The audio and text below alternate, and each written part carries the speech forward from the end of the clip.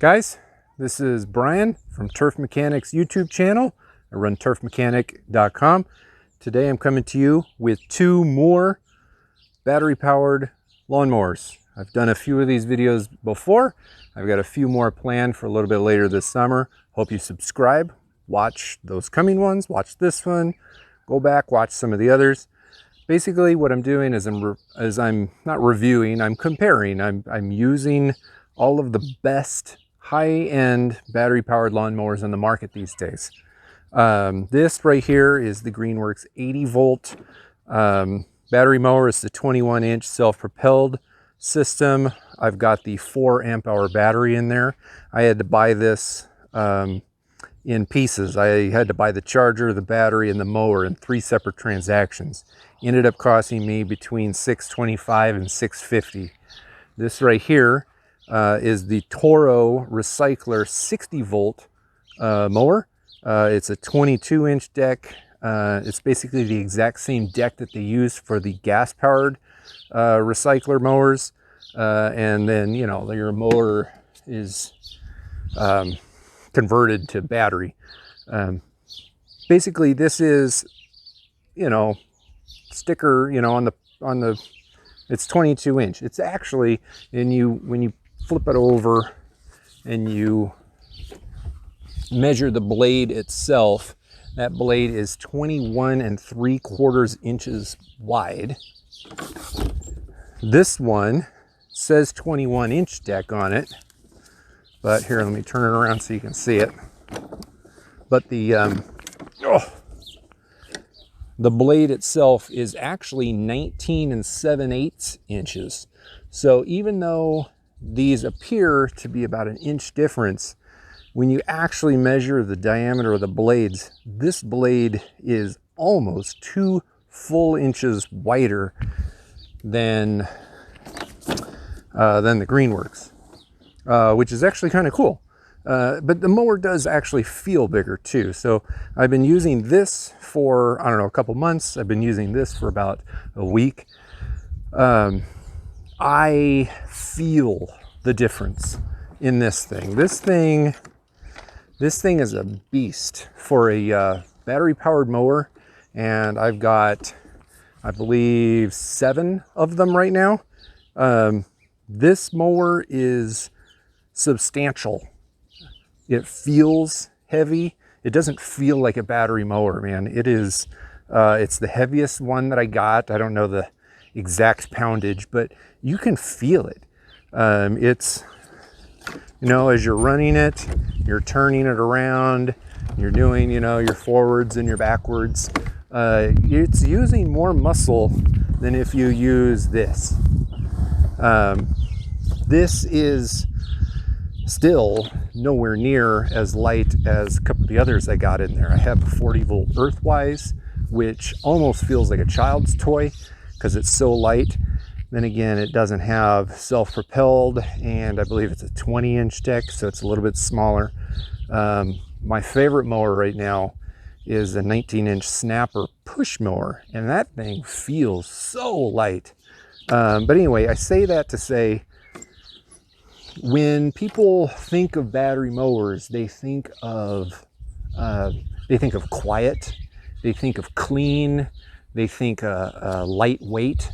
This is more loud than the Greenworks, not by a ton, but you can notice it. It is more loud, it is more heavy. Certainly it's clean because it's battery.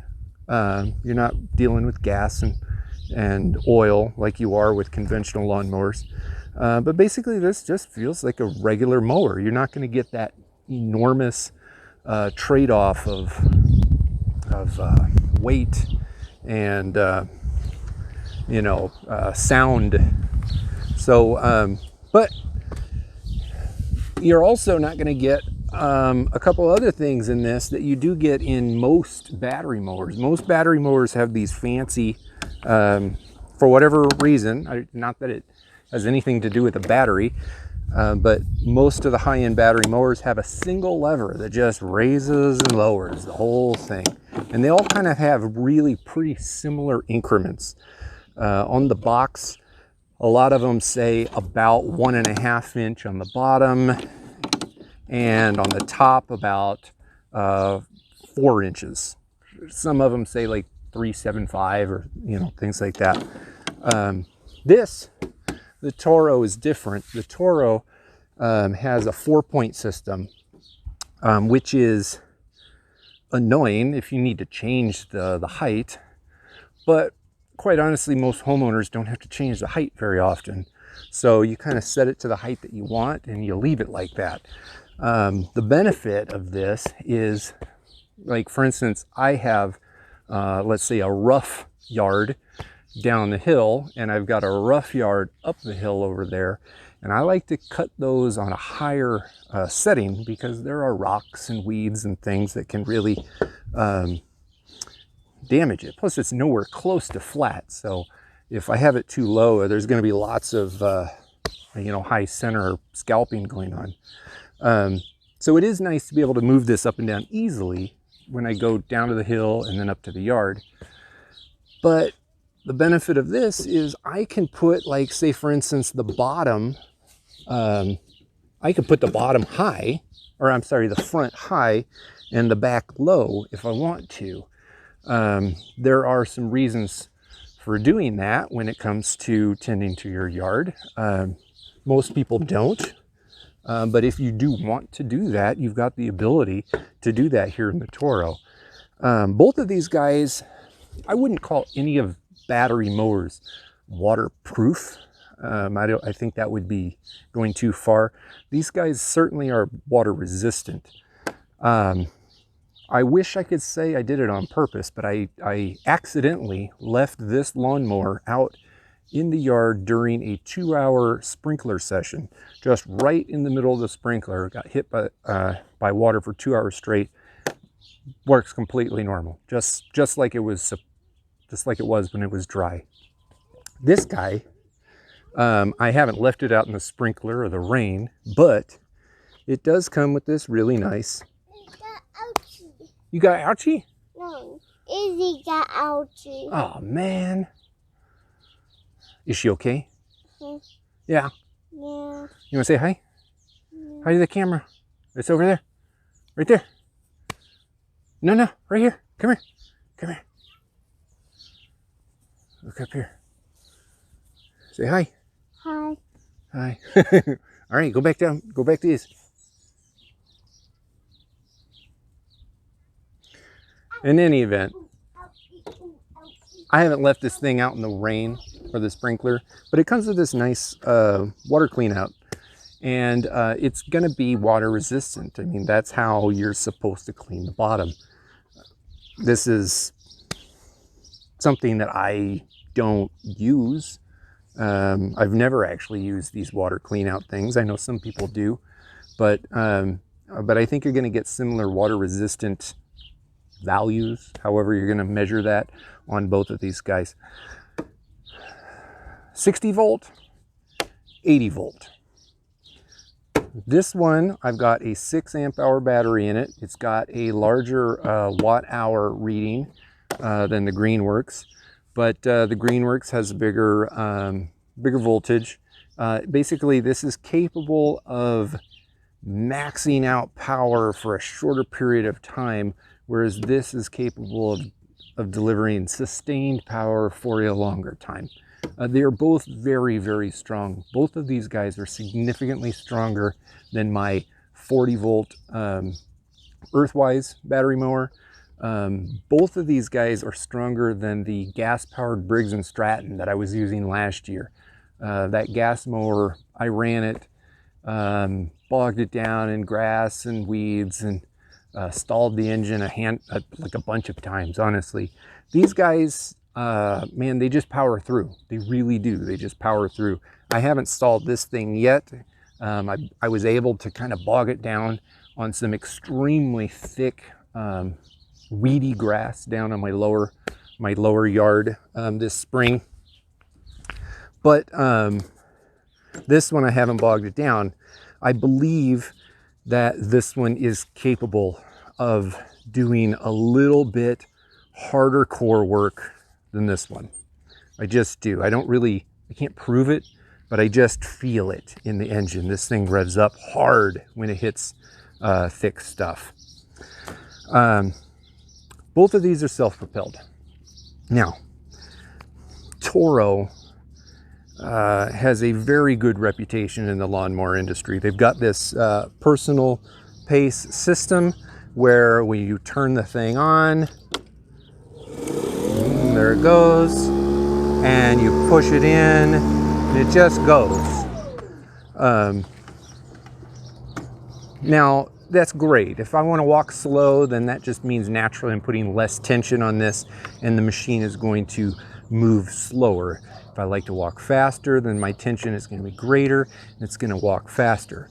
The thing is, though, that you can't use this lawnmower on a manual push. Now, for me, I don't like that. I want to be able to push the mower sometimes and use the self-propelled the other time. Look at that. It's not even on, and it just goes. This one, that's another thing. This is not going to go unless you have the blades engaged. Another, I don't know, knock. You finish mowing the lawn, and then you want to push the thing across the yard to get it back to your garage. You have to have the blade engaged the whole time. Whereas this guy, you don't. It just goes. Of course, it's got a speed dial, so you can go faster or slower, but you choose that, and then if you don't want to use the self-propelled, you just don't use it. I'm a big fan of that.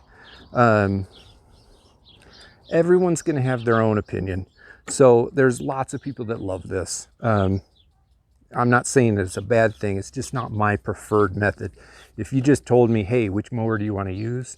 I'm going to go for this one almost every time, simply because it's got a bit more strength. I've got more control over which areas of my lawn I want to use on self-propelled and which areas I want to push.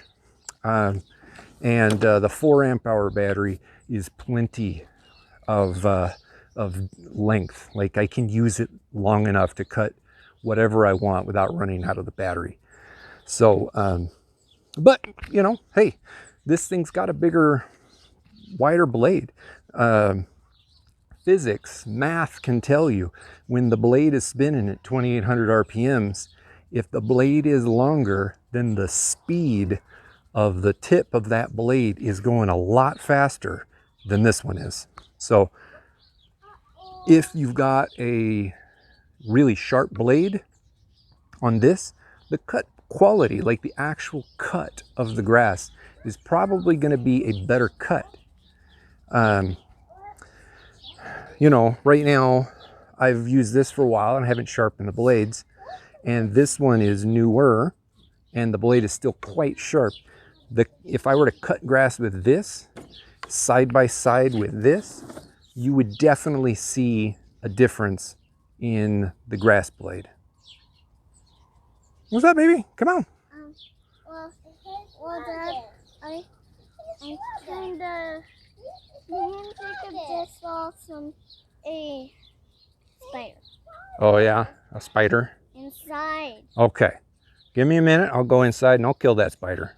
Okay. All right. Don't forget, it's on behind the rocking chair. All right. I'll get it. I'll get that spider. So in any event, if you're going to be sharpening your blades a lot and keeping them sharp all the time, this machine really is going to give you a better cut quality.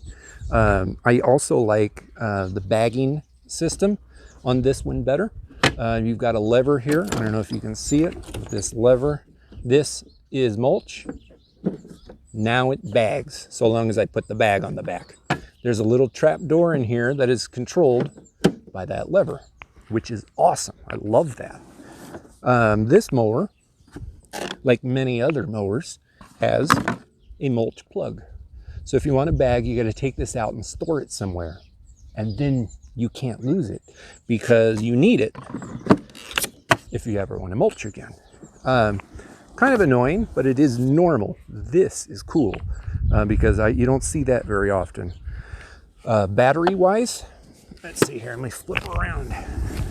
Battery wise, you got your door, you've got 3 bars, which isn't all that great, which means you got 33% increments.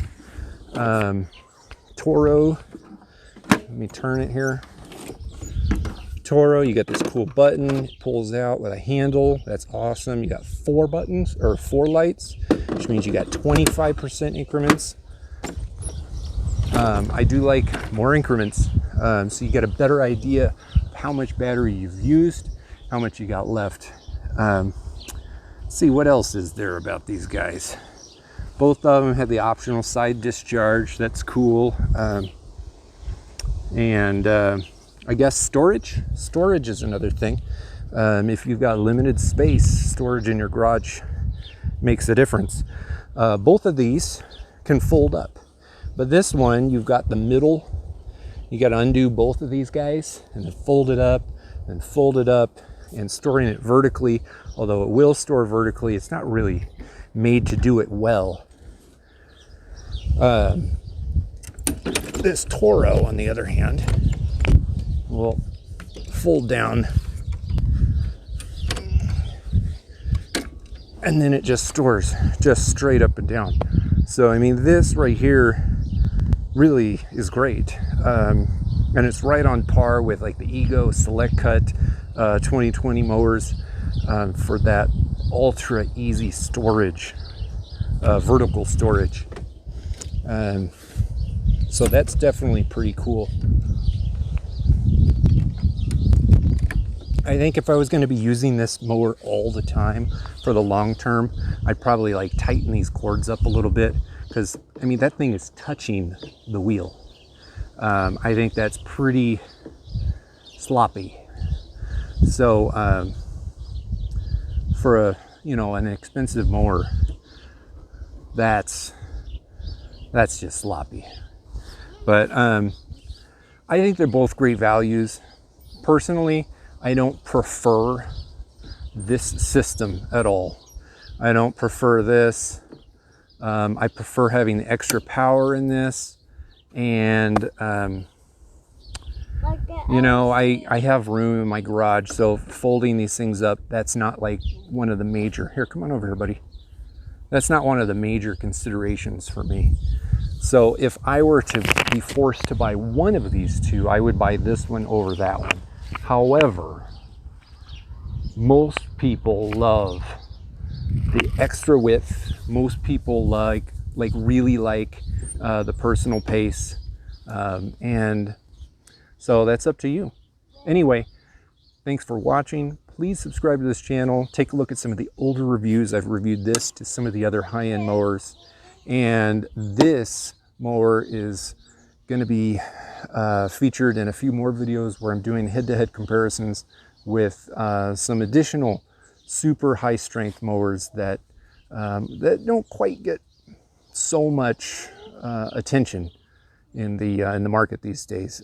Yard Force has come out with a very, very strong mower, and I'm really anxious to put that one up against some of these others and kind of show you guys what other options there are on the market.